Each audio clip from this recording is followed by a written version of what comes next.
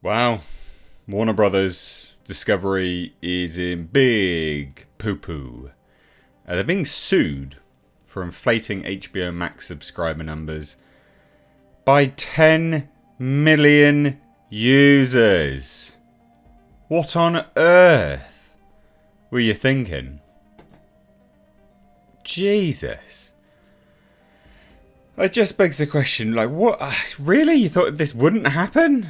You didn't think... You didn't think that this would come to light? God damn. Now, I'm aware that there's been this massive streaming wars. The streamers. The war of the streamers. We've got Netflix, HBO Max, and Disney Plus being, you know, the predominant frontrunners for this streaming war sort of scenario. And then you've had other people pop up as well. Paramount Plus, Hulu, things like that, right?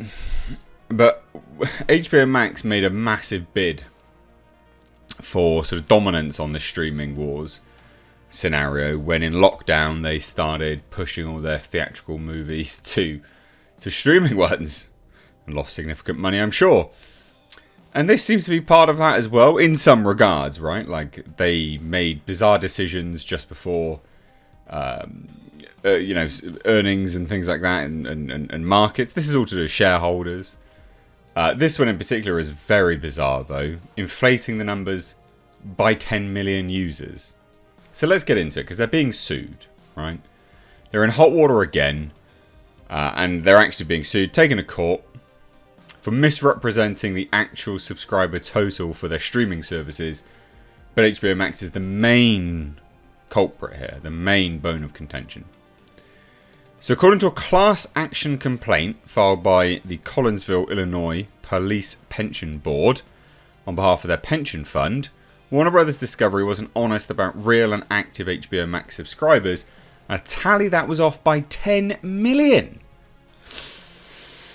I mean, 10 million, it's not a small amount. It's not 10,000. It's not 10. It's 10 million. How? Though this information is out there and was reported before the merger, so this is important, this is moving ahead even further now, the plaintiff's filing argues that they were misled about the linear subscribers or the people who were signed up automatically because they already had HBO as a premium on their cable package.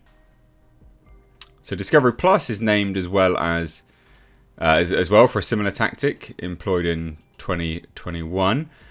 The service had a count of 20 million total subscribers, even though you have to be a paying customer to be one. The complaint alleges Verizon customers signed up for 12 months as a perk were added into the math. So the total money coming into this scenario is way off.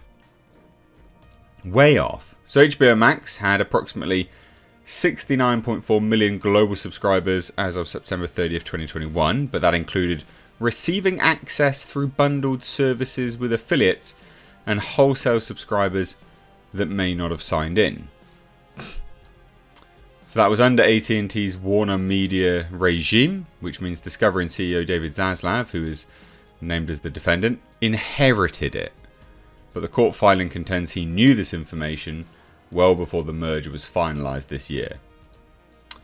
This adverse information was known or knowable to Discovery and the individual defendants, Zaslav and CFO Gunnar Weidenfels, prior to the March 11th, 2022 shareholder vote, as they would have, or at a minimum should have, been part of due diligence for the merger.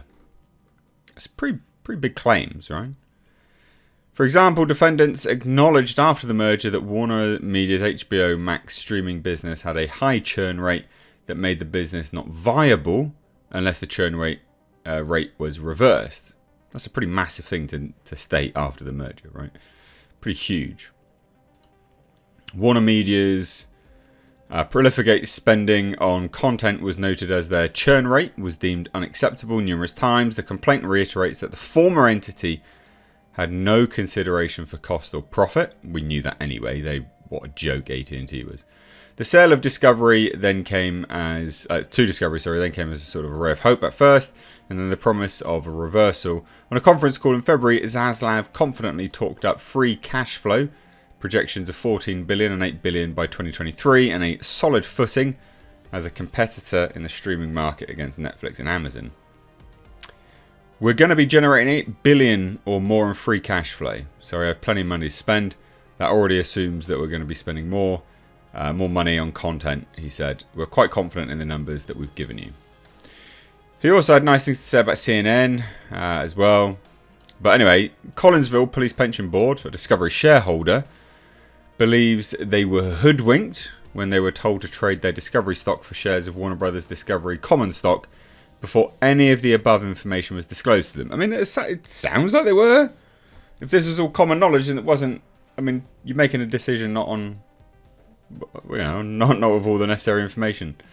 As it comes to light, Warner Brothers Discovery was cutting costs, cancelling movies, and removing programs from their streaming library over the last few months, whilst their stock price tumbled to around $11 a share from just over double that.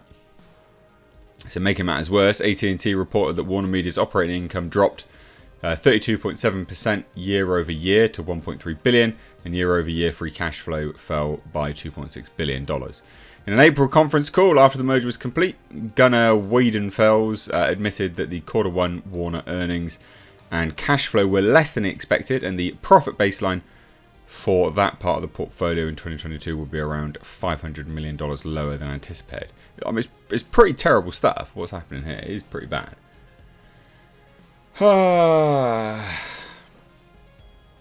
So, yeah.